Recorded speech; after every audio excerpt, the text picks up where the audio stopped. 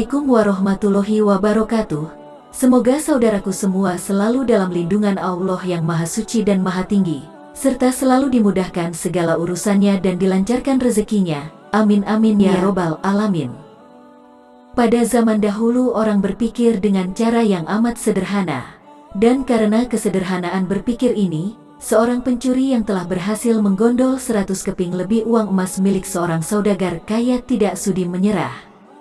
Namun sebelum melanjutkan ceritanya, mari bantu support channel ini dengan cara klik like, subscribe dan aktifkan lonceng notifikasinya bagi kalian yang belum, agar channel ini semakin aktif dalam membuat konten cerita-cerita Islami.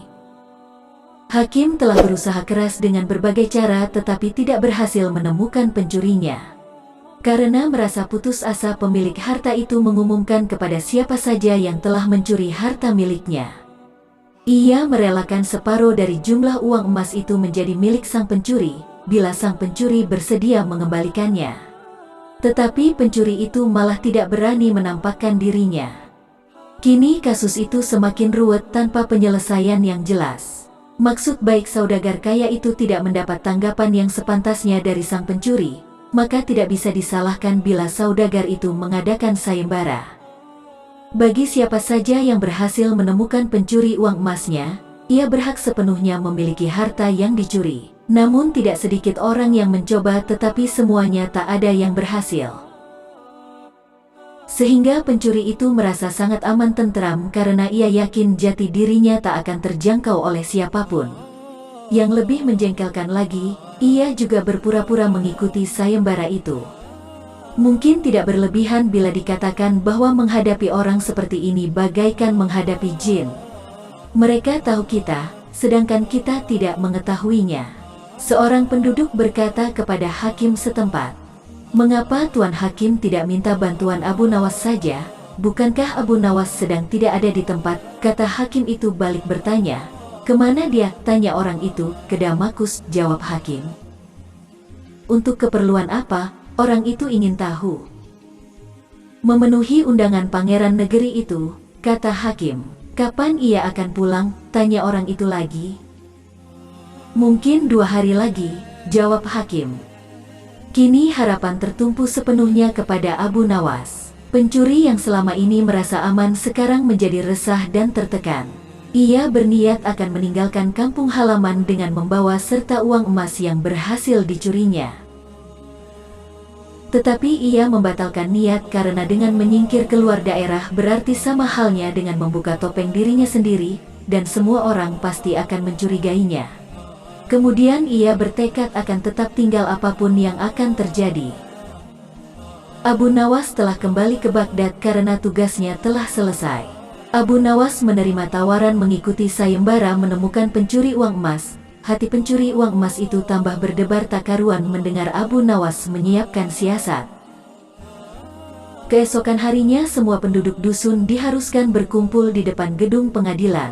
Abu Nawas hadir dengan membawa tongkat dalam jumlah yang cukup banyak.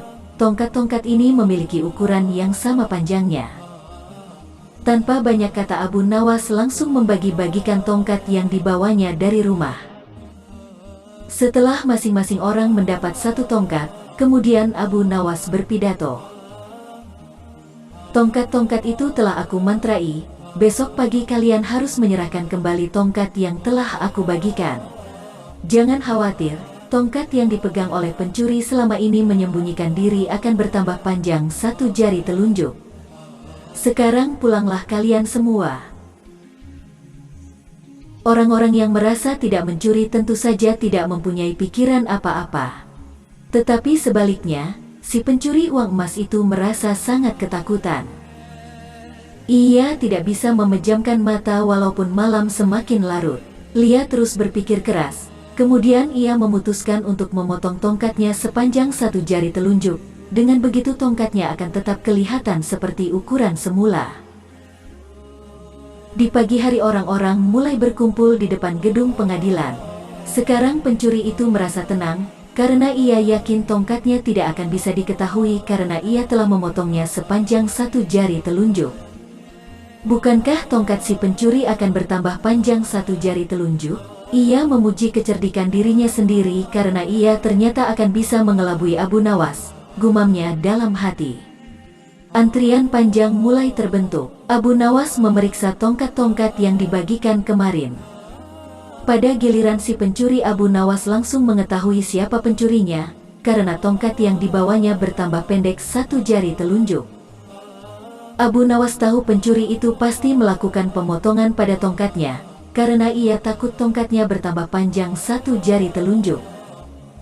Akhirnya pencuri itu diadili dan dihukum sesuai dengan kesalahannya. 100 keping lebih uang emas kini menjadi milik Abu Nawas.